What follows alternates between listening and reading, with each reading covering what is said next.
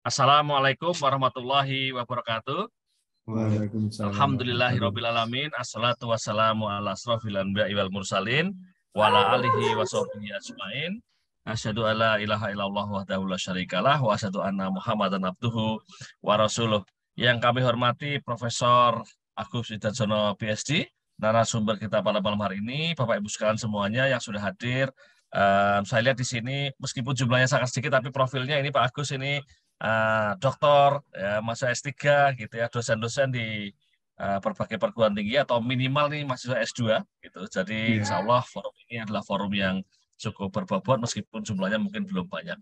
Nah, Bapak Ibu sekalian semuanya, malam hari ini kita akan kembali mengikuti kajian Selasa malam edisi khusus Mengayu Bagio Guru Besar. Dan malam hari ini kita mengayu Bagio Profesor Agus Widarsono PhD. Beliau adalah guru besar di Fakultas Bisnis dan Ekonomika Universitas Islam Indonesia. Nah, Pak Agus nanti akan bercerita kepada kita tentang pengalaman beliau membangun karir sampai kemudian bisa mencapai jabatan fungsional guru besar, dan juga beliau mungkin akan menceritakan hal-hal yang terkait dengan perkembangan terbaru sesuai dengan bidang keahlian beliau. Nah, acara ini kira-kira akan berlangsung selama 1 jam sampai dengan jam mungkin 20.45 lah gitu kira-kira. Oke, nah mari kita langsung mulai saja. Nanti kepada Prof. Agus saya persilakan kira-kira mungkin 30 menit gitu atau mungkin lebih sedikit juga nggak apa-apa, dan kemudian nanti akan dilanjutkan dengan diskusi gitu. Kepada Prof. Agus Widarsono kami persilakan. Terima kasih Pak Akbar Somto. Bapak sekalian, Assalamualaikum warahmatullahi wabarakatuh. Waalaikumsalam.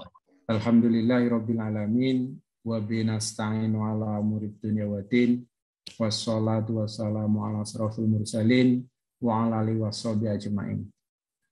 Oke, terima kasih pada Akbar yang telah memberi slot saya ya untuk bicara tentang bis malam ya. Kayaknya yang kedua kalinya ya sepertinya. Saya ingat yang dulu bis malamnya mes DIY. Oh, mes ya. Ya, jadi saya juga mohon maaf seringkali nggak pernah ikut terlibat secara intens di acaranya YAI maupun mes ya. Ibu Bapak sekalian, saya mungkin sedikit cerita ya sejarah sampai dikatakan tadi, nanti mungkin kita juga bicara tentang apa yang saya ingin kembangkan terus terang. Jadi memang profesor saya itu ilmu ekonomi Pak Akbar, tapi nanti saya mencoba untuk mungkin agak sedikit belok gitu ya. Jadi nanti akan saya ceritakan di akhir ini. Nah, saya bisa share screen. Oh ya, sebentar saya setting. Iya. Sampun. Iya.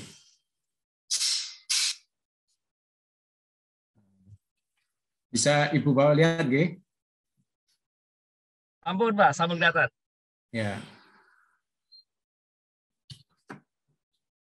Nah,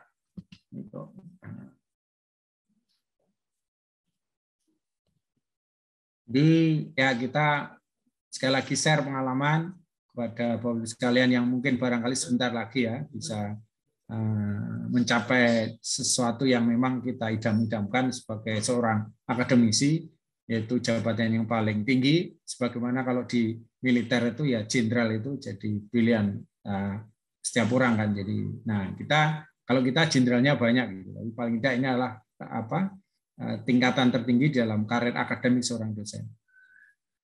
Seperti yang dikatakan Pak Akbar tadi, saya dosen di jurusan ilmu ekonomi, Fakultas Bisnis dan Ekonomika, dan profesor saya ada di bidang ilmu ekonomi. Oke. Kalau saya lihat, ini saya cerita sedikit tentang pendidikan saya. Jadi pendidikan saya itu S3-nya Agricultural Economics, dan SMA-nya Economics, S1-nya juga Economics. Nah, kemudian saya coba buka sejarahnya, ternyata saya masih punya Pak Akbar. Ini barangkali mungkin yang nggak pada tahu. Jadi kalau kita kan sekarang itu ada 4 saja kan, asisten ahli, lektor kepala, profesor kan. Nah, ternyata dulu saya lihat tuh ada namanya asisten ahli madya. Ya, saya sebagai dosen di Fakultas Ekonomi itu saya masuk diterima sebagai dosen di Fakultas Ekonomi, jurusan dulu prodi ilmu ekonomi, studi pembangunan itu tahun 1993. Jadi bulan Oktober 93 saya sebagai dosen di prodi ilmu ekonomi dan studi bangunan. Kemudian saya mendapatkan jabatan asisten ahli madya. Jadi dulu ada madya, jadi sebelum ke ahli itu ada madya. Itu saya peroleh 1 September tahun 1995. Kemudian sebagai asisten ahli itu 1 Juli 1998. Nah, kemudian dulu itu ada masih namanya lektor muda. Ya, itu saya dapat 1 Desember 2000. Kemudian penyetaraan, jadi sekarang kan tidak ada asisten ahli madya, lektor muda, sekarang kan asisten ahli, lektor sambil kepala. Nah, kemudian saya dapat lektor kepala itu 1 Desember 2004. Nah, kemudian saya baru dapat gelar tertinggi itu profesor 1 Juli 22. Berarti kan berapa tahun Pak Akbar ini?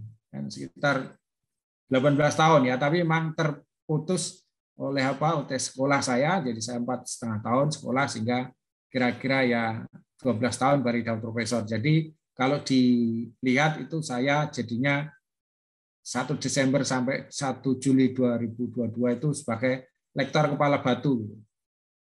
Kan? Suara saya bisa didengar ya? Jadi saya sebagai lektor kepala batu. Pak, jelas, Oke. jelas. Jadi lektor kepala batu. Jadi kalau enggak lektor kepala nggak naik jadi profesor itu jadi kepala batu Pak nanti Pak. Oke, jadi itu. Nah kemudian saya coba.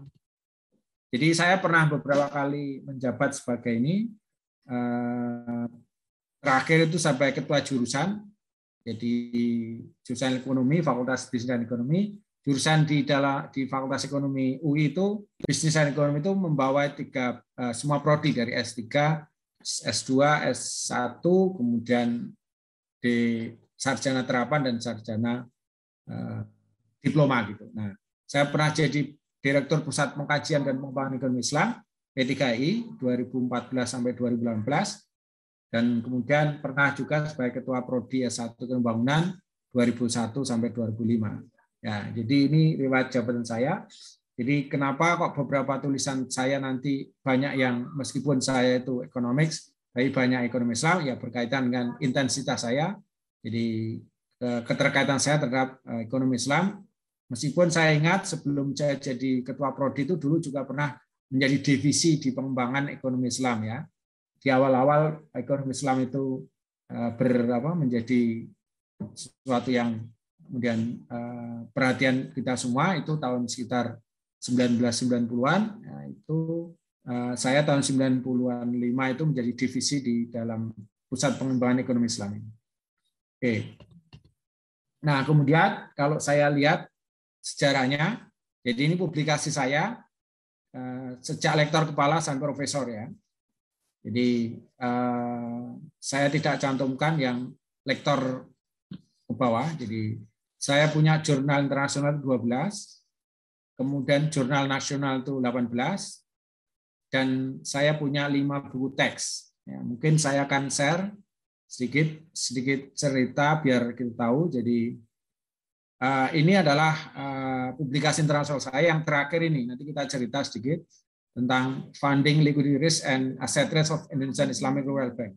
Jadi saya katakan tadi memang beberapa tulisan saya itu berkaitan dengan ekonomi Islam karena memang pernah menjadi salah satu direktur. Nah, jadi ini adalah tulisan saya yang tadi 12 tadi sebagai jurnal internasional. Kemudian saya punya publikasi jurnal nasional juga. Tadi saya katakan 18. Dan kalau kita lihat intensitas saya nulis di mana di ekonomi Islam untuk jurnal internasional tadi beberapa ada jadi ini. Kemudian tahun 2021 juga ada. Nah, tetapi kalau kita lihat di jurnal nasional itu saya lebih banyak ya tentang ini, artinya berkaitan dengan ekonomi Islam. Jadi tahun 2022 itu 2022 itu ada 3 berkaitan dengan ekonomi perbankan. 2001 ada juga. Jadi kalau kita lihat dari terakhir 2020 sampai 2022 itu kebanyakan saya nulisnya tentang perbankan Islam ya. Nah, itu kira-kira sedikit tentang sedangkan buku itu lebih banyak ke tool ya. Saya bicara tentang ekonometrika, Indonesia terapan, statistika dan begitu.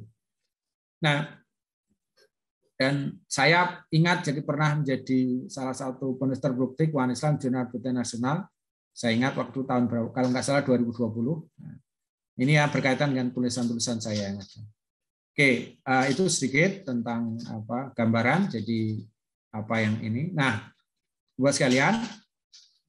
Nah, kemudian saya katakan tadi, saya mungkin meskipun profesor saya di bidang ilmu ekonomi, saya mencoba agenda ke depan. Saya akan, karena keterkaitan saya terhadap ekonomi Islam, nah saya akan coba membangun nanti, dan saya akan merencanakan nanti ketika saya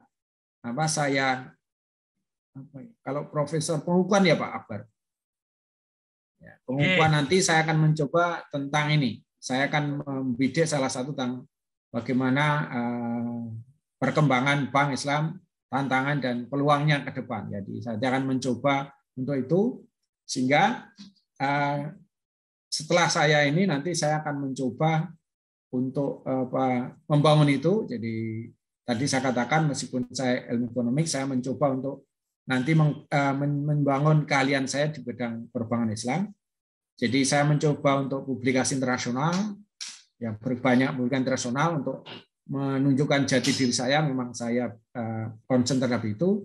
Dan saya juga mencoba untuk nanti setelah ini nanti mencoba tentang penulisan buku tentang perbankan Islam, tapi bukan yang teknis, tadi mencoba ini. Nah, berkaitan dengan itu, buat sekalian, saya sudah, nah ini rencana yang sudah saya lakukan. Jadi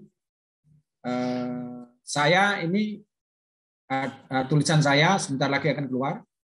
Jadi Do Islamic Bank Bear Displace Commercial Risk, jadi di bank and bank system. Nah, kemudian juga nanti akan sebentar lagi muncul barangkali di ISRA, International Journal of Islamic Finance.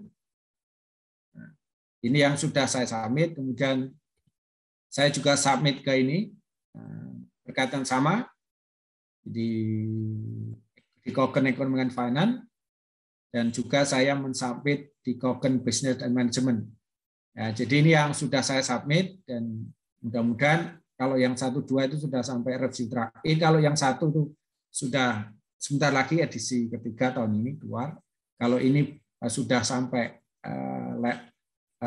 review terakhir. Nah, kalau yang 3-4 ini adalah sudah kami submit, kami nunggu review dari jurnalnya. Kemudian saya juga sudah mempersiapkan beberapa tulisan yang sudah paling tidak sudah saya estimasi gitu. Saya analisis secara garis besar, itu ada sebanyak 4 jurnal yang berkaitan semua dengan ekonomi Islam. Ya, jadi tentang misalnya equity financing, jadi mudharabah musyarakah, kemudian debt financing, jadi murabahah dan sebagainya. Jadi nanti sekali lagi saya katakan tadi, saya mencoba untuk membangun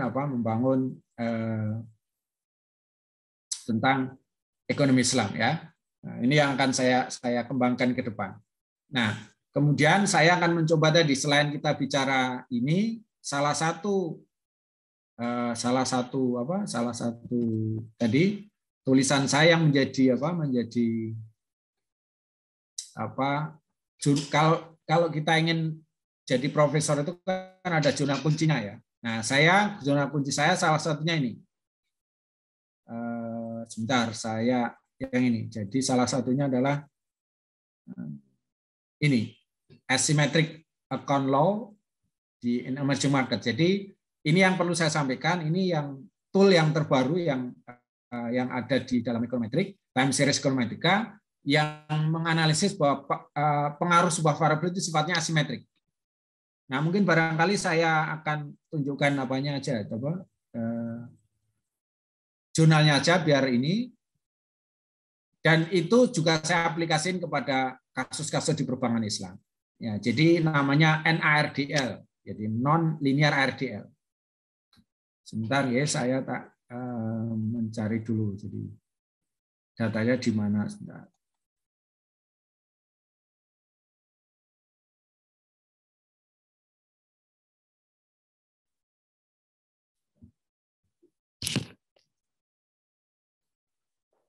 Saya cari.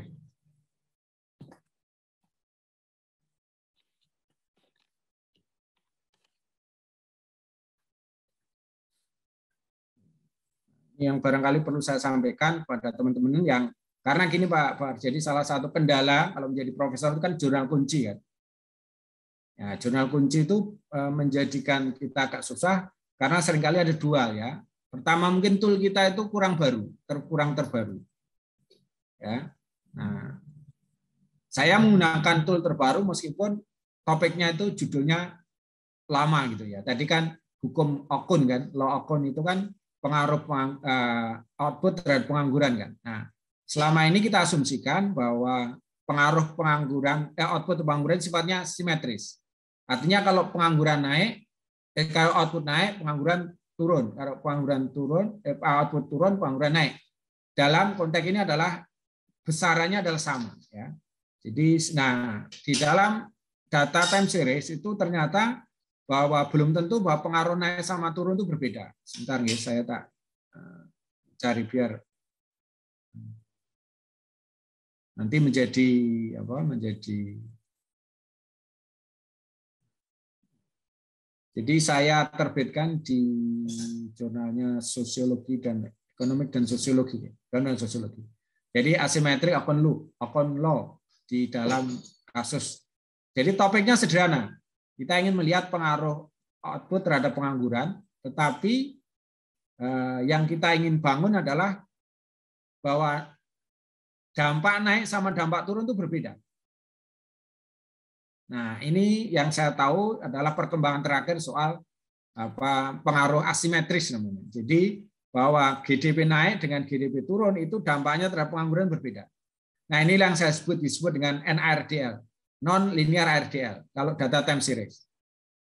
Nah, sementara kalau kita tidak membedakan, ya berarti namanya RDL biasa.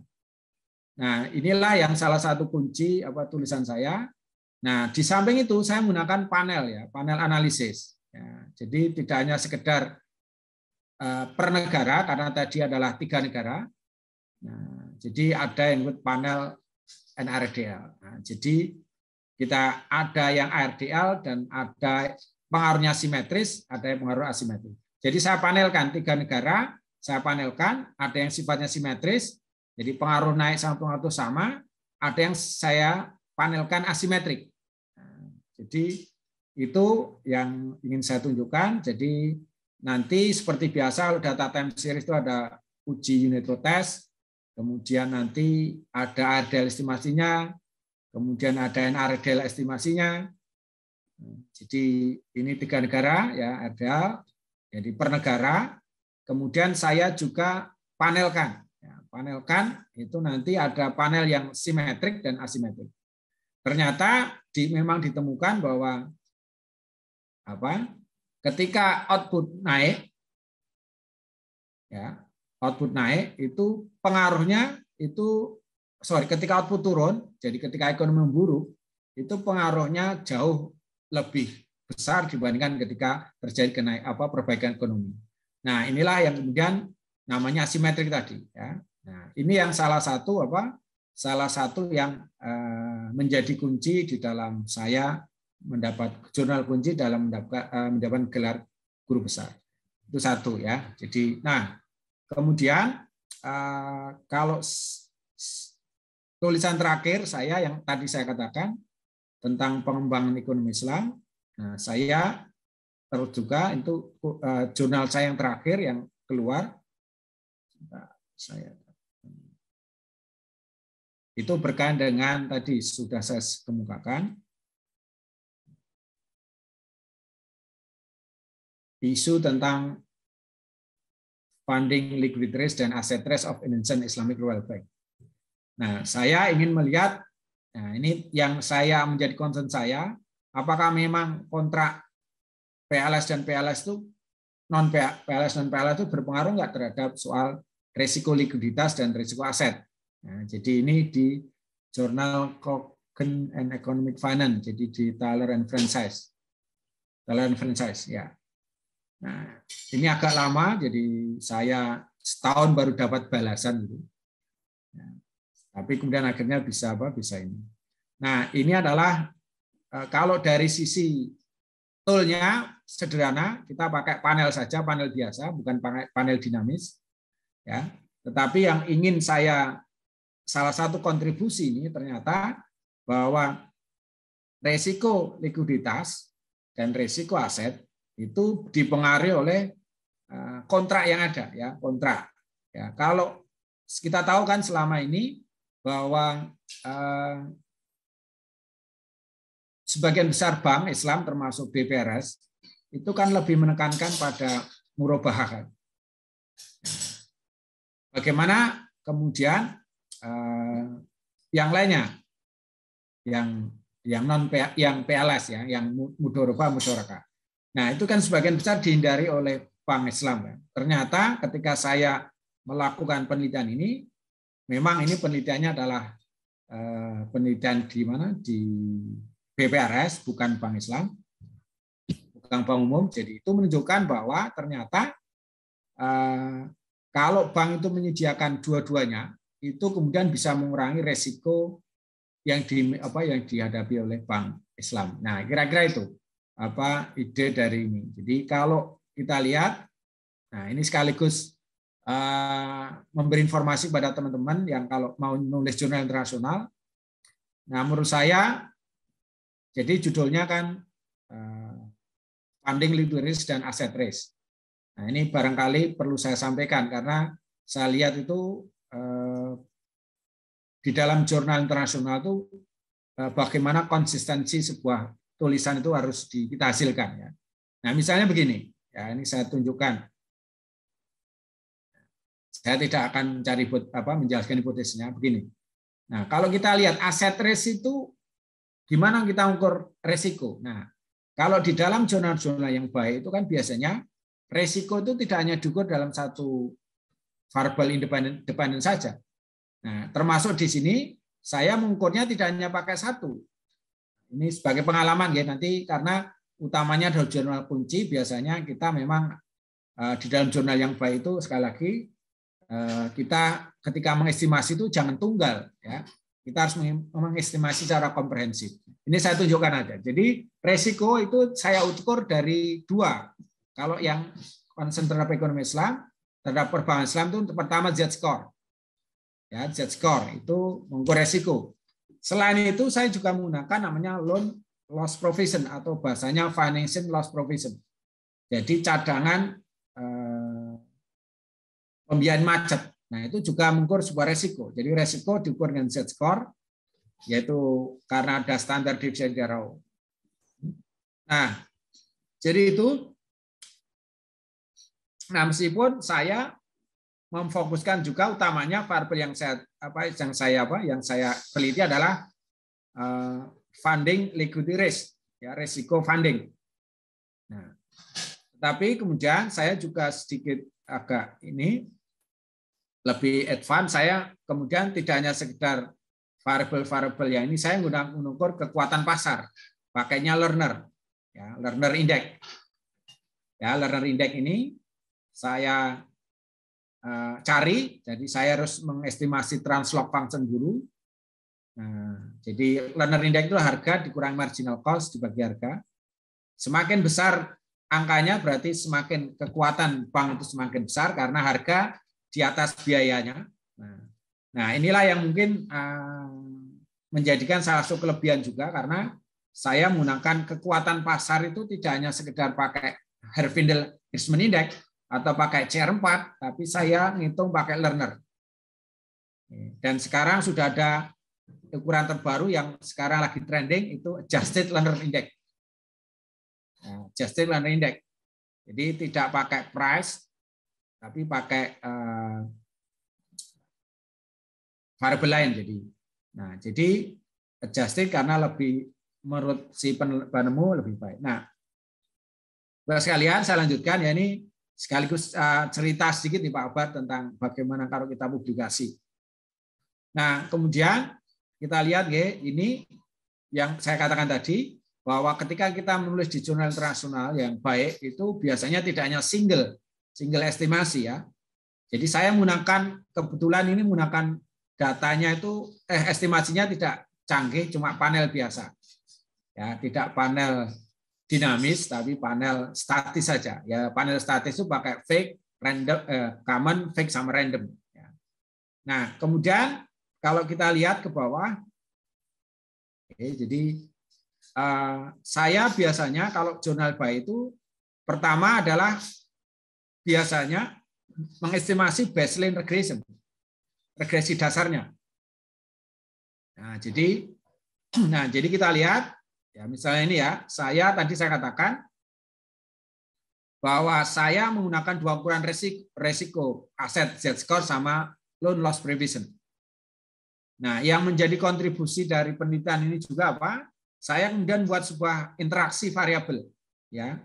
Apakah risiko funding risiko itu beda nggak antara bank BPR yang hanya sekedar menyalurkan murabah saja atau berbeda nggak ketika bank itu juga menyalurkan murabah dan mudharabah. Ternyata kalau bank yang menyalurkan dua-duanya itu lebih stabil dibandingkan kalau bank itu hanya menyalurkan sisi non PLS, ya, jadi artinya murabah. Jadi ini adalah baseline regresinya. Jadi sekali lagi saya tidak menggunakan sekali satu persamaan regresi, tapi saya menggunakan banyak persamaan regresi, ya, termasuk sisi interaksi. Nah, setelah saya menggunakan baseline regression, kemudian saya ingin mencoba melihat lebih komprehensif. Apakah resiko itu juga berbeda nggak antara bank kecil dan bank besar?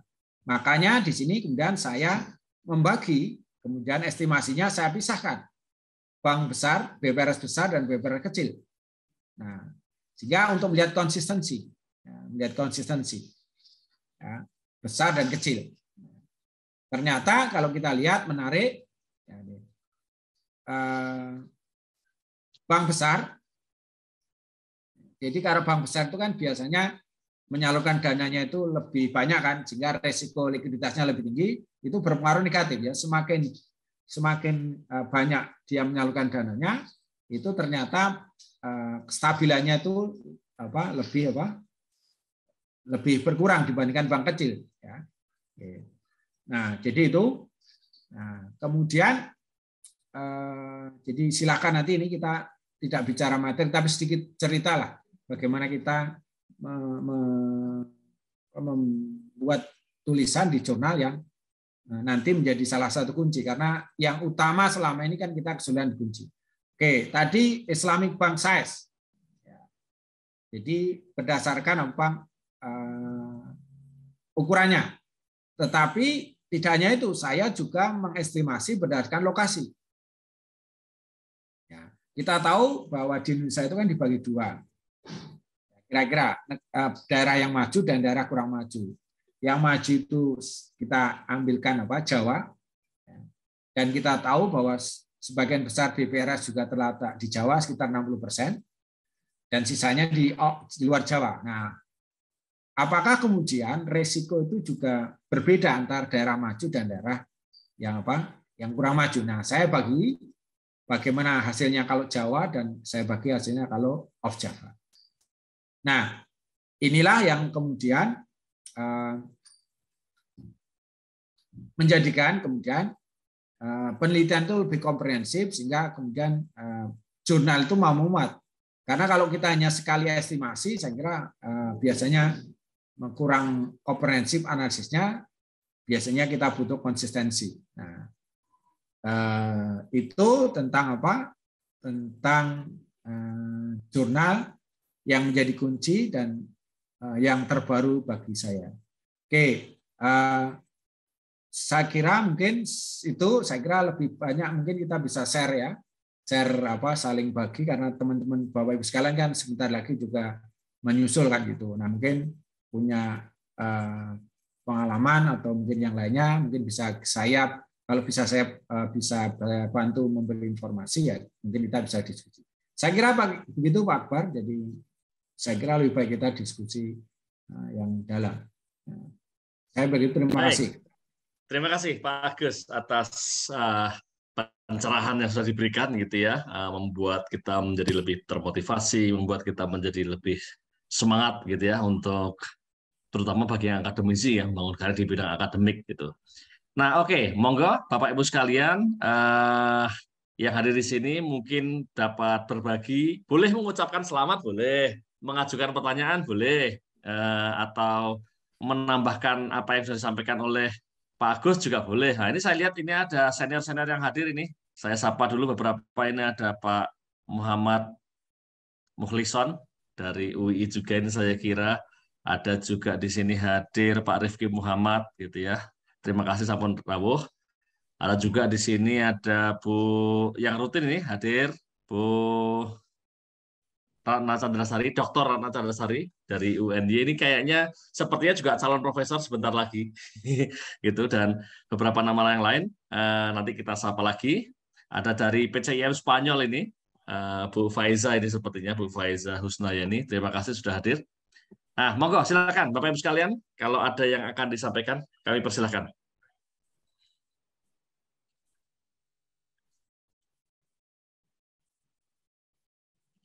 Monggo kalau ada. Pak, sambil nunggu saya tadi kelupaan, Pak. Oke, monggo. Sambil nunggu gini. Jadi kalau ini ya untuk memang saya kira Ibu Bapak sekalian kalau mengajukan profesor nggak perlu kemudian mencari sempurna dulu. Ya, saya ini sudah yang ketiga kalinya, Pak.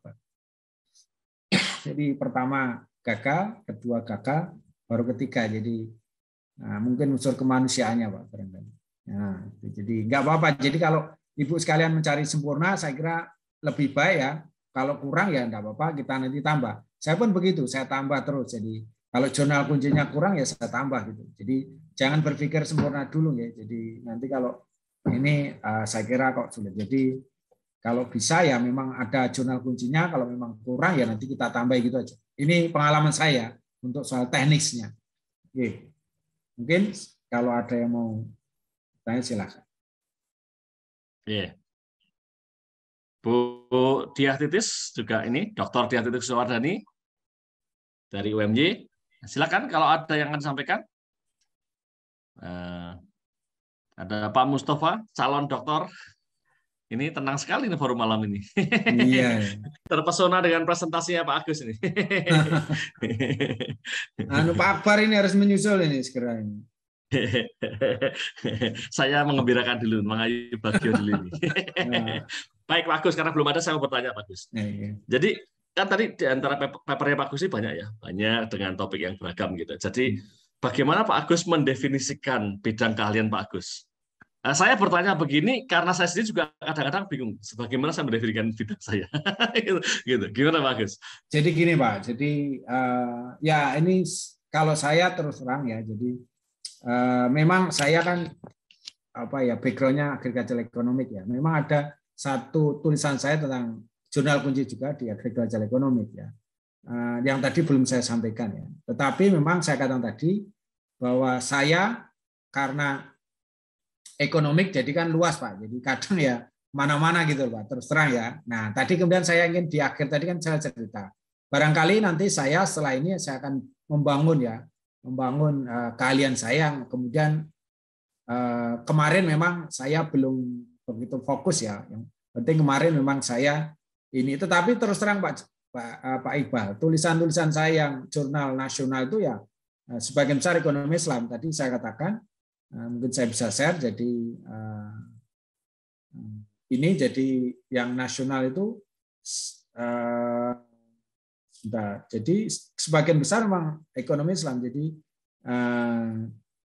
ya misalnya yang nasional ya, memang kemudian yang internasional itu banyak beragam ya, karena kemarin masih explore ya, kita belum begitu ini ya, begitu fokus. Tetapi nanti tadi saya bilang di depan agenda saya kemungkinan ke depan saya akan memfokuskan pada perbankan Islam ya, meskipun profesor saya itu ekonomi, tapi saya ingin berkontribusi ke arah itu. Nah nanti saya katakan saya sudah membangun sudah mencoba untuk menulis beberapa yang sudah saya kirim ke beberapa jurnal, dan saya sudah punya 4 lagi menjadi rencana saya untuk ke depan, sehingga nanti saya membayangkan nanti kalau nanti pas pengumuman guru besar ya nanti mungkin saya akan memfokus kepada itu Pak. Meskipun sekali lagi ketika saya profesor ya masih banyak ya, tapi belum terfokus. Kita akui itu kekurangan saya. Gitu Pak. Bidangnya macam-macam itu tidak selalu kekurangan, Pak. Bisa juga sebuah kelebihan. Iya, tapi Pak, semakin kalau orang Indonesia Pak itu Pak, semakin orang Indonesia bisa semuanya kan, enggak bisa. Terus terang gini Pak, ini terbuka aja. Saya kemarin memang lebih ketika mengajukan untuk jurnal kunci itu lebih ke arah bagaimana saya bisa diterima di jurnal dulu, kan tidak semudah Pak. Dan makanya saya yang kemarin saya bangun itu adalah beberapa itu tool terkini Pak, yang supaya memang tujuan saya agar bisa masuk jurnal internasional. Jadi, tetapi kemudian belakangan sudah saya mulai ya, saya ingin mencoba untuk membangun ini yang saya tadi katakan 8 sudah antri Pak, mudah-mudahan bisa ini nanti kemudian saya punya ketika saya pengukuran itu barangkali saya punya sebuah keahlian tertentu yang memang berdasarkan dari penelitian saya. Kira-kira gitu Pak. Baik. Ada satu yang mungkin saya pengen garis bawahi dari Pak. Tadi Pak Agus mengatakan kita nggak perlu nunggu sempurna, ya lakukan yang memang sudah dilakukan, ajukan yang sudah diajukan gitu kan, sambil terus diperbaiki, sambil terus produktif menghasilkan karya-karya baru. Karena bagi sebagian itu sepertinya Pak, sepertinya saya maunya yang bagus gitu ya. Saya maunya misalnya jurnalnya yang top gitu, tapi malah nggak bikin apa-apa gitu. Nah, jadi juga akhirnya nggak profesor gitu ya, akhirnya juga nggak naik pangkat begitu ya, akhirnya kemudian ya mentok gitu ya, sehingga kemudian katakanlah kualitas itu capaian itu dibangun dari mitos, bukan dibangun dari karya nyata gitu. Kalau menurut Pak Gus gimana? Kalau saya Pak, karena namanya nanti kalau kita itu pengen sebuah yang sempurna, padahal kita itu nggak bakalan sempurna. Sempurna itu baru kita nanti kalau kurang kita sempurnakan gitu. Kalau saya gitu, jadi lebih baik karena nanti itu menjadi sebuah kendala justru. Saya pengennya sempurna terus, tapi kemudian apa yang terjadi malah nggak nulis-nulis karena merasa kurang terus. Kalau saya begitu. Nah kalau saya tidak harus memang tidak kemudian tidak harus kita publikasi jelek enggak. Jadi kita publikasi yang memang barangkali ya pantas lah itu, tapi belum secara sempurna artinya secara baik ya pantas. Oh itu memang pantas kita publikasikan. Baru kemudian kalau kemudian kita perbaiki untuk ini. Misalnya Pak tadi, saya ini ya jurnal-jurnal ini sudah misalnya dari segi tool ya Pak. Misalnya ya dari segi tool itu ya beberapa ini tadi saya katakan itu menggunakan tool yang lama, artinya panel biasa. Nah ini beberapa ini Pak, saya sudah gunakan panel dinamis Pak. Nah jadi kalau dari segi ini dan beberapa nanti saya evaluasinya itu juga mendalam gitu. Jadi itu yang saya lakukan. Jadi saya punya standar minimal ya bahwa memang ini jurnal ini tulisan saya pantas untuk dipublikasikan dulu. Ya. Belum sempurna ya. Kalau cari sempurna enggak bakalan. Sehingga saya berani kemudian ini. Ya. Saya kira itu strategi saya, Pak. Baik, terima kasih. Kita ke audiens dulu. Kami persilakan kalau ada Bapak Ibu sekalian yang akan mengucapkan selamat atau akan mengajukan pertanyaan, menyampaikan komentar. Monggo, kami persilakan.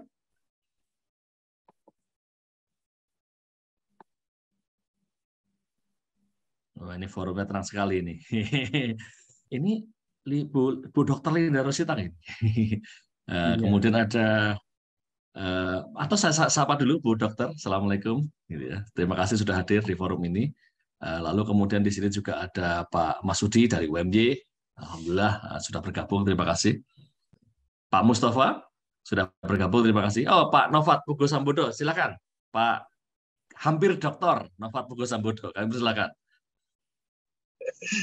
Terima kasih Pak Akbar Matenun, Prof. Agus yang saya dulu baca buku Bapak waktu belajar ekonometrika sebenarnya dulu, karena kan yang ada dulu waktu itu kan berbahasa Inggris, nah yang cukup menolong buku Bapak. Nah ada beberapa pertanyaan nih, saya baru tahu bahwa dalam pengajuan itu ada yang gagal gitu, dan Bapak sampai 3 kali gitu untuk mengajukan. Nah biasanya apa yang membuat proses pengajuan itu gagal? Itu yang pertama. Yang kedua, apa ya? Mungkin berbeda ya Pak. Mungkin yang akan ke depan kira-kira menurut Bapak tantangannya lebih ke administratif atau memang dari substansi apa ya? Jurnal atau apa dalam proses pengajuannya itu lebih ke administrasinya atau kemudian dari sisi publikasinya mungkin Bapak bisa sharing. Mohon maaf ini saya nggak bisa off cam karena perjalanan ke Kalibawang, jadi saya dengerin pakai di perjalanan Pak. Matur nuwun. Terima kasih Pak Novat. Pak Novat ini anu pun tinggi, non sewu. Dosen pun. Dosen di UGM Pak, dosen muda di UGM. Oh, dosen. Begini Pak Novat. Jadi karena memang salah satu ditolak itu salah satu administrasi. Jadi begini misalnya, kita juga nggak tahu. Jadi ternyata ketika kita itu mengirim artikel itu ternyata, saya kebetulan kita nggak baca secara itu adalah apa? Misalnya ini untuk jurnal yang kunci itu, misalnya saya kemarin tuh tidak mencantumkan korespondensi saya dengan donatur dengan baik. Nah, itu kemudian dikembalikan. Jadi harus ada jelas bahwa memang terdapat sebuah proses penerbitan jurnal dengan baik. Salah satunya ditunjukkan oleh apa? Adanya korespondensi antara pengelola jurnal dengan penulis gitu. Nah, kemarin itu salah satunya saya begitu ya. Jadi tidak terdapat sebuah dokumen yang baik berkaitan dengan proses menjadi ketika dari awal sampai akhir untuk diterbitkan. Nah, itu ya jadi salah satu. Nah, dugaan yang kedua ya, kalau saya kemarin kesalahan itu, tapi beberapa teman itu gini, jadi kan penilaian itu kan berjenjang ya. Ada di tingkat dikti kalau swasta ya Pak. Nah, penilaian dikti nanti itu poinnya itu berbeda aja bisa aja dengan penilaian di tingkat pusat. Jadi misalnya di dikti misalnya jurnal ini, ya, jurnal kuncinya ini poinnya dianggap baik di dikti, cover test itu kemudian di Jakarta tidak diakui itu bisa Pak. Atau dari segi poin, ya poinnya misalnya kan kalau kenaikan pangkat itu ada, kalau profesor itu kan dua utama ya, kecukupan angka kreditnya dan jurnal kuncinya kan, ya kan. Nah, berarti ada dua kemungkinan jurnal kuncinya tidak memenuhi satu, ya tidak memenuhi tadi bisa macam-macam ya, bisa bisa karena bisa karena tadi dokumennya kurang lengkap, soal korespondensi, bahkan sampai misalnya soal cek semiliritas kan gitu kan. Nah, itu seringkali kita itu juga sebagai pengaju itu seringkali karena kurang paham sehingga tidak lengkap dokumen yang kita sampaikan. Nah, kemudian dua kemungkinan adalah karena poinnya itu antara penilaian di cover test sama penilaian di Jakarta itu berbeda. Nah, misalnya kalau biasanya terjadi itu ketika nilai poinnya itu mepet. Dan seringkali yang terjadi kalau gagal karena sisi poin itu adalah poin B. Poin B itu soal publikasi. Nah, publikasi ini kemudian biasanya penilaian itu tidak selaras antara misalnya di cover test sama di Jakarta ya. Tetapi begini ya, kalau saya lihat sekarang itu sepertinya bahwa dengan peraturan baru ini, bahwa pemerintah kemudian kemarin karena ada yang memprotes lewat Mahkamah Konstitusi, bahwa kalau sudah dinyatakan misalnya nilainya sudah memenuhi kriteria jurnal internasional, itu nilainya nggak perlu dikurangi. Ya, jadi sudah nggak perlu dicek lagi. Nah, kemarin kalau proses yang lama kan dicek, Pak. Dicek macam-macamnya, dicek dari prosedurnya tadi, dokumen yang dibutuhkan untuk proses penerbitan, kemudian macam-macam termasuk nilainya. Nah, sekarang itu yang terbaru sepertinya ya kalau sudah diakui jurnal internasional, ya kenapa harus kemudian dinilai lagi kan enggak? Seharusnya kan gitu. Nah, tetapi yang belum muncul adalah jurnal apa saja yang kemudian yang diakui dikti ketika kemudian kita mengajukan. Nah, itu ternyata yang terbaru begitu. Jadi kalau sudah mengajukan, misalnya Scopus Q1 itu ya sudah, tidak ada evaluasi lagi. Nah, tapi saya lihat belum ada list jurnalnya yang mana yang diakui sebagai jurnal-jurnal kunci. Saya kira itu Pak penjelasan saya. Jadi memang ada beberapa hal yang seringkali kita itu saya juga merasa kemarin nggak tahu secara detail karena memang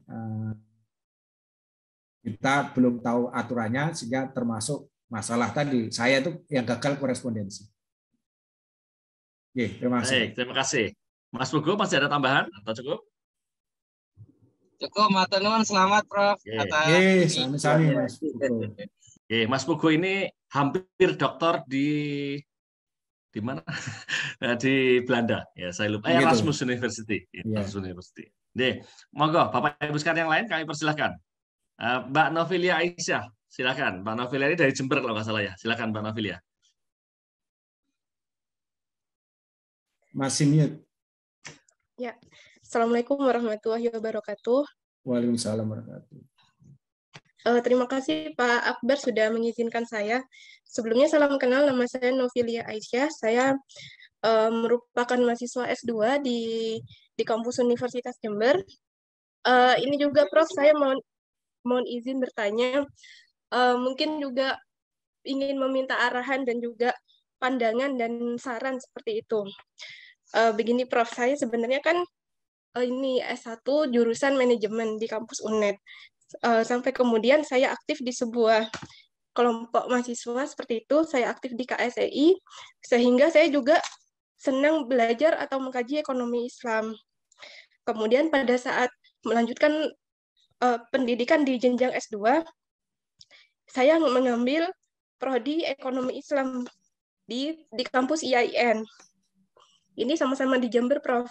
Terus kemudian saya juga ini dapat beasiswa di kampus saya sendiri, di kampus Asar, untuk prodi Magister Manajemen. Sampai akhirnya saya bisa menjalani dua-duanya, Prof, seperti itu. Mungkin untuk rencana ke depan, ada sedikit gambaran atau nasihat untuk saya, Prof.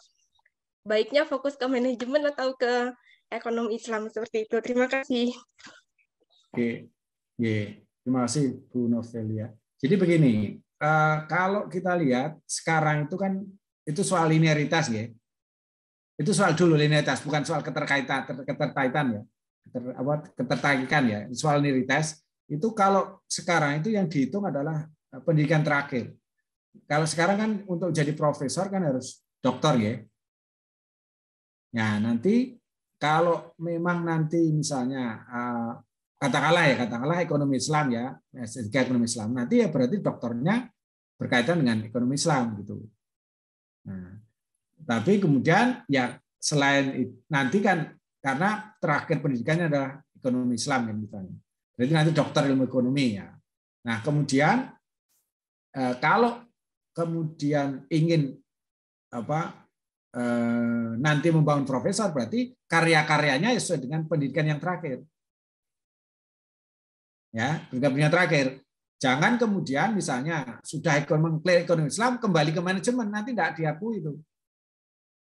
Ya, diakui termasuk diakui di misalnya ya nanti jurnal kuncinya ya itu di luar itu ya nanti tidak diakui karena memang pendidikan Anda terakhir kan di ekonomi Islam. Nah, itu soal kalau kita ingin membangun karir kita menjadi menjadi profesor ya itu harus linear.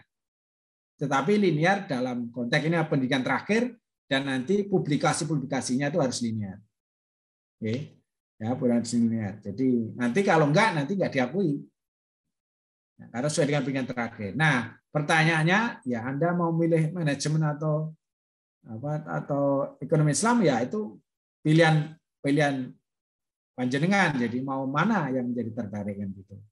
Nah, kalau memang ya kalau saya tidak bisa menyarankan, tapi kalau memang tertarik ekonomi Islam ya kenapa tidak kan gitu.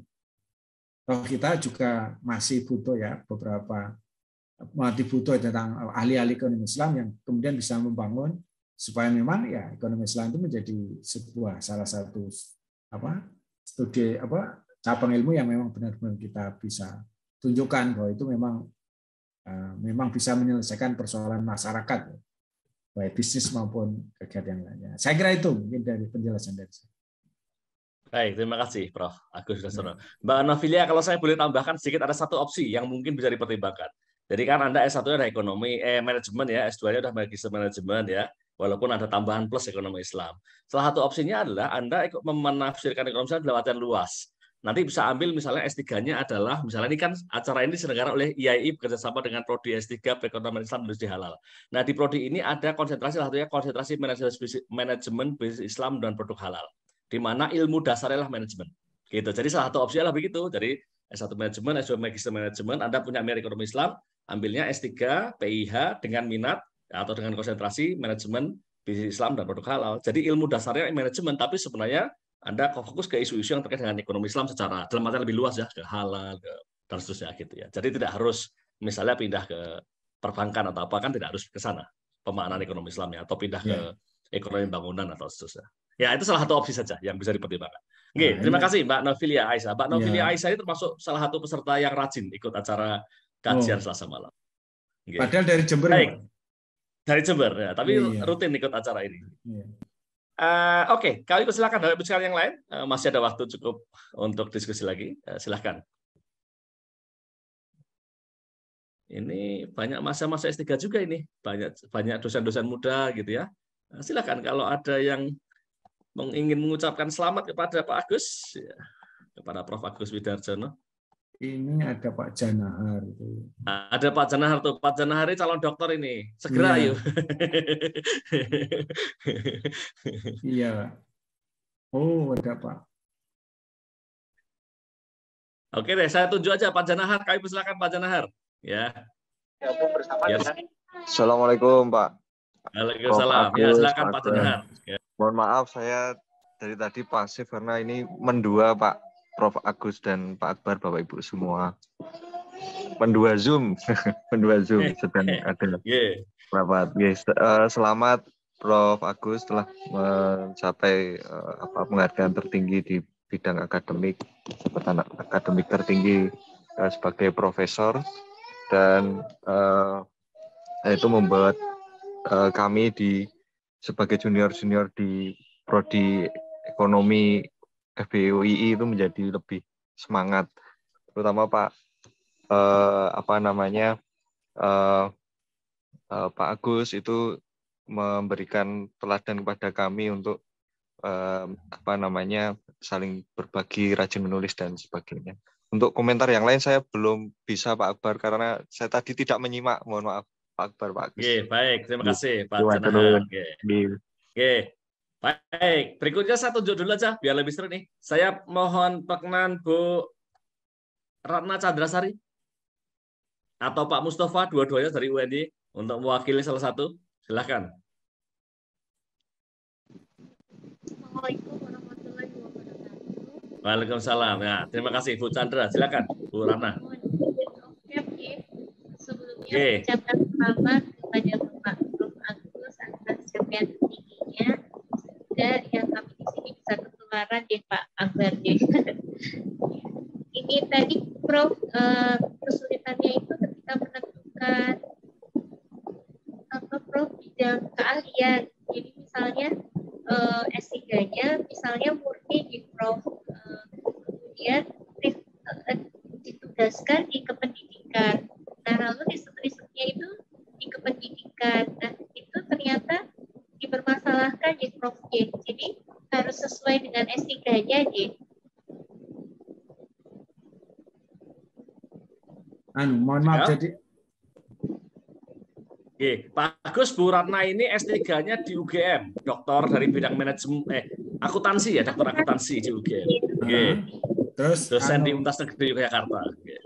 Apa? Sekarang di prodi apa? Pendidikan akuntansi. Pendidikan akuntansi.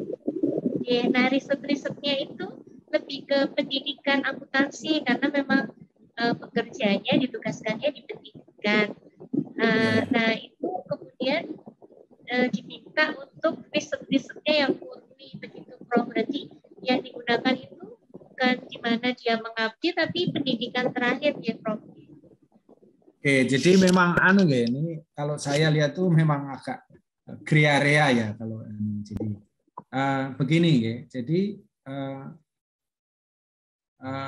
termasuk saya tadi ya. Saya itu ya sebenarnya agricultural economics ya. Jadi dan saya menulis beberapa memang ini. Nah, menurut saya begini Bu. Jadi kalau dari teman-teman yang sudah ada nggak Bu di situ Profesor Bu? Belum ya? Baru satu, Prof. Nah, itu pendidikannya apa, Bu? Saya tanya. Nah, itu beda-beda, Prof. Jadi S1-nya pendidikan, S3 murni, ya. Pengajar pendidikan, tapi risetnya murni. Oh gitu. Gini aja, Bu. Kalau saya lihat, kalau memang agak takut, kalau saya begini. Kalau memang, kan gini, jadi kalau yang diajukan begini, kalau memang berdasarkan tadi, ya kalau bisa gini, kalau memang pengalaman itu mengatakan bahwa risetnya murni, gini aja, yang riset kita di pendidikan tidak apa-apa, tetap nanti kita ajukan, tetapi beberapa kunci itu Bu, itu adalah yang murni gitu. Kan saya pun kan ini kan banyak itu kan tidak cuma satu bidang fokus kan Bu. Yang penting kan terpenuhi poinnya plus ada jurnal kuncinya yang jurnal kuncinya ini barangkali adalah sesuai dengan yang ingin dituju profesornya gitu.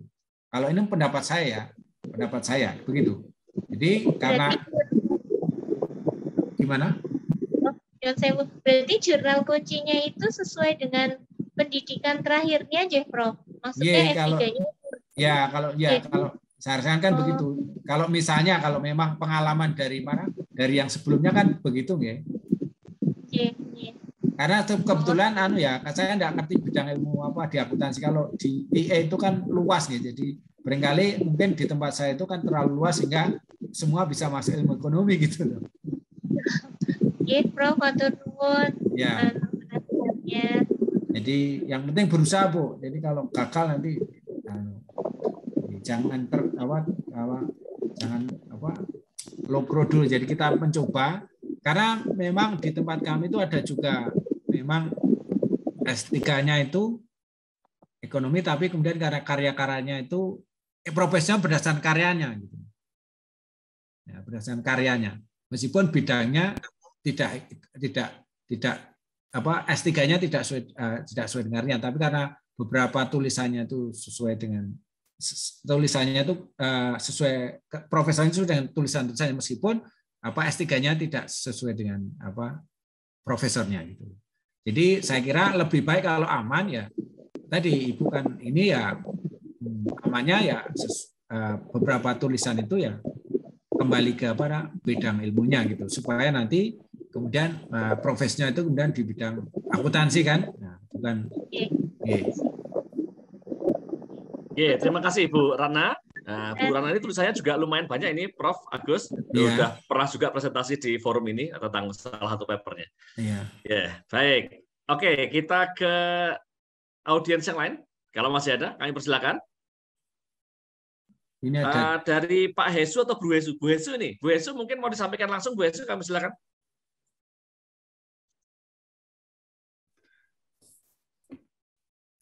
Pak Heri Sudarsono itu. Wah, ini ada. Wah, Pak Heri Sudarsono ternyata. Pak Heri silakan Pak Heri. Wah, saya kira siapa ini Bu Hesu atau ya, kandidat Dr. Heru Sudarsono silakan. Saya takut dibully Prof. Agus ya kalau saya menambahkan nama saya itu. Saya tahu tadi Kak Hesu itu. Silakan Pak Heri menyampaikan selamat dulu dan mungkin ada sesuatu yang mau disampaikan lagi. Silakan. Selamat Prof. Agus untuk jadi profesor. Ya, sama-sama. Saya pikir dulu profesor ekonomi Islam ya, sempat saya deg-degan gitu loh, karena jatah saya mungkin akan diambil Pak Agus. Ternyata profesornya ekonomi. Nah untuk ini ya, saya kebetulan agak bisa video saya kurang bisa terang. Kaitannya kolaborasi. Prof. Agus termasuk rajin ya melakukan kolaborasi penelitian-penelitian itu ya. Mungkin juga kolaborasi kebetulan selama ini Prof. Agus itu kolaborasi internal internal di Fakultas Ekonomi, terutama prodi ilmu ekonomi ya. Ya mungkin perlu kiranya kita kolaborasi antar institusi ya kiranya. Tapi ya tetap berupaya untuk memaksimalkan kolaborasi internal. Karena di prodi ilmu ekonomi itu tidak semua dosen itu bisa nulis atau berniat untuk menulis untuk dipublish di jurnal. Mungkin itu karakter setiap prodi ya. Ada satu atau dua orang yang setiap ada satu atau dua orang yang rajin menulis. Nah, Prof. Agus itu termasuk yang rajin. Saya pikir ya pantas lah untuk jadi profesor lah. Insya Allah ya kita semua bisa menyusul lah. Insya Allah. Nah kaitannya itu saya itu kaitannya dengan masalah kolaborasi kayaknya. Kemarin saya ketika sepedaan dengan Pak Akbar itu, kebetulan saya kan barengannya Prof. Heru ya. Prof. Heru cerita banyak kaitannya bagaimana supaya cepat untuk profesor ya. Kebetulan Prof. Heru itu adalah guru besar pertama Fakultas Ekonomi di UMJ, kalau nggak salah ya, yang muda, dan guru besar pertama di Fakultas Ekonomi. Nah kebetulan beliau itu memberikan saran pada saya, salah satunya adalah kolaborasi. Jadi kolaborasi itu adalah upaya yang terbaik supaya kita itu untuk bisa segera mendapatkan profesor. Dia mencontohkan di Universitas Sultan Agung, kata beliau di manajemen, prodi manajemen kalau nggak salah itu profesornya banyak. Nah salah satu alasannya di sana itu karena ada kolaborasi. Jadi masalah profesor itu bukan tanggung jawab individu, tapi sudah tanggung jawab institusi. Jadi bagaimana institusi itu membuat desain, bagaimana dosen-dosennya itu melakukan kolaborasi. Mungkin pada suatu saat kita bisa saling kolaborasi di grup ini mungkin, insya Allah. Demikian Pak Akbar. Terima kasih Pak Heru Sudarsono. Monggo Pak Agus Sudarsono. Jadi saya setuju Pak. Jadi bahwa menulis terutama kan kita itu terbuka aja ya. Terutama kesulitan kita itu ke arah profesor kan jurnal kuncinya itu ya. Jadi kalau kemudian kita bisa membuat sebuah kolaborasi ya kan kita ini kan satu katakanlah ya terkait ekonomi Islam atau apapun ya bisa berkolaborasi antar kita yang di Jogja ini Pak atau mungkin di luar Jogja. Dan saya setuju dengan Pak Heri. Jadi kebetulan beberapa tulisan saya ini yang akan muncul itu kolaborasinya dengan di Malaysia ya, dan sangat diperlukan ketika kita juga publikasi di jurnal internasional yang baik itu biasanya juga menginginkan kalau ada kolaborasi antar negara itu lebih baik daripada kalau dalam satu negara. Saya kira itu setuju Pak Akbar ya, kita buat aja Pak, siapa yang tertarik nanti kita neliti bersama-sama, publikasi bersama-sama. Oke, baik, terima kasih Prof. Agus atas. Tadi ada Mas Rivaldi Kadir tadi, Mas Kadir. Pak Heru, Pak Hesono, kita ke Pak Rivaldi Kadir. Silakan langsung disampaikan Pak. Assalamualaikum, Prof. Waalaikumsalam. Ini dulu Pak, waktu S2 bimbingan saya Pak. Ini kayaknya Mas Kadir di mana Pak Kadir? Sekarang di Palu ya? IAIN Gorontalo Pak. Gorontalo. Ya. Ya. Sebelumnya selamat buat Prof. Agus. Ya. Jadi selama ini bimbingan ilmu yang Prof berikan dulu di bimbingan S2 itu sampai sekarang terpakai, Prof. Oh gitu. Iya.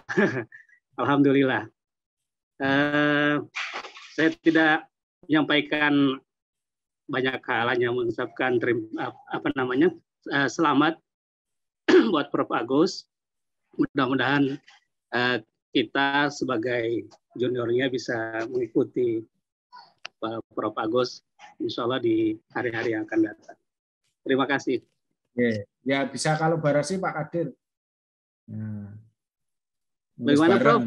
Bisa nulis bareng kan? Oh insya Allah Prof. Kolaborasi. Ya, kolaborasi. Nomornya Prof. Agus masih saya simpan. Oh gitu ya. Ya, insya Allah. Baik, ya, terima kasih Pak Rifadli Kadir dari Gorontalo. Nah, ini ada satu lagi mungkin terakhir ya sebelum kita tutup, sudah jam 20.45. Ada Pak Mustafa. Silakan Pak Mustafa langsung menyampaikan langsung. Pak Mustafa jadi.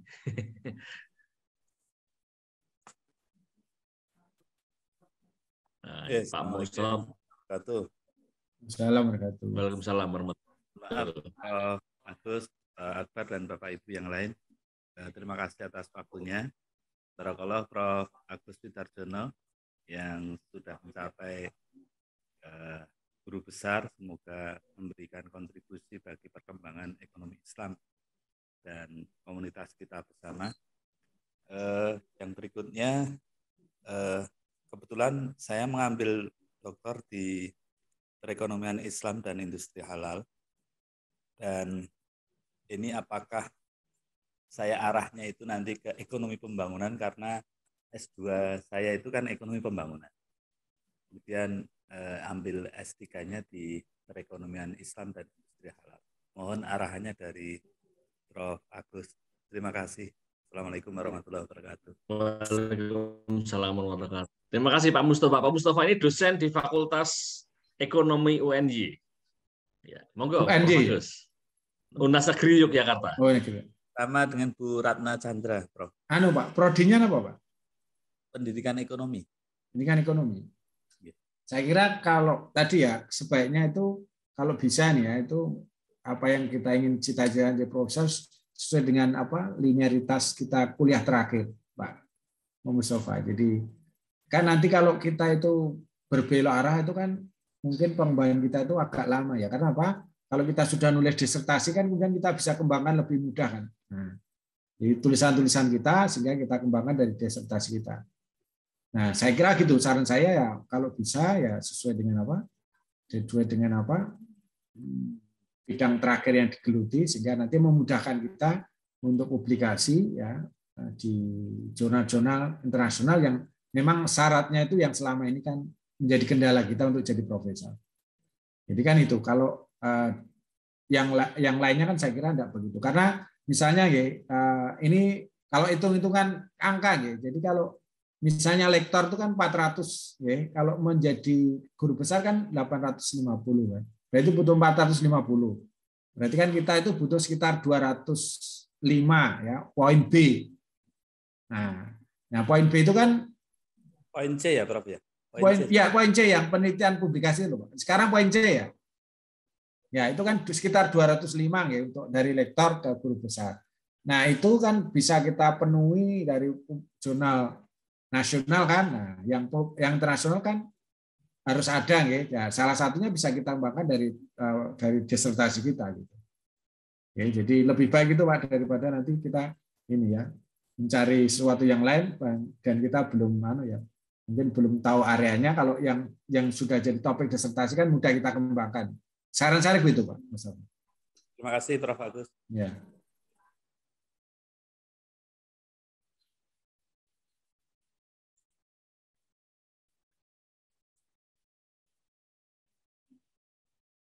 Baik, terima kasih Pak Mustafa. Karena kita malam hari ini kajian Selasa malam edisi khusus Mangayu Bagio pada Prof. Agus yang sudah berkenan berbagi pada malam hari ini dan juga pada Bapak sekalian semuanya yang sudah berkenan hadir. Monggo Pak Agus barangkali ada closing statement setengah menit. Ya, jadi saya kira Ibu Bapak sekalian ya ini adalah guru besar adalah saya kira capaian kita cita-cita kita semua dan kita harus upayakan ya sekuat mungkin dengan cara kita masing-masing. Yang penting kita mencoba. Jadi tidak ada yang saya bilang kalau strategi saya tidak ada yang perlu ditakuti, kita coba dan coba sempurna dan kita sempurnakan. Saya kira gitu. Jadi tangan takut untuk kemudian kita menulis karena salah satu kunci utama kegagalan biasanya untuk profesor kan soal publikasi. Saya kira gitu Pak.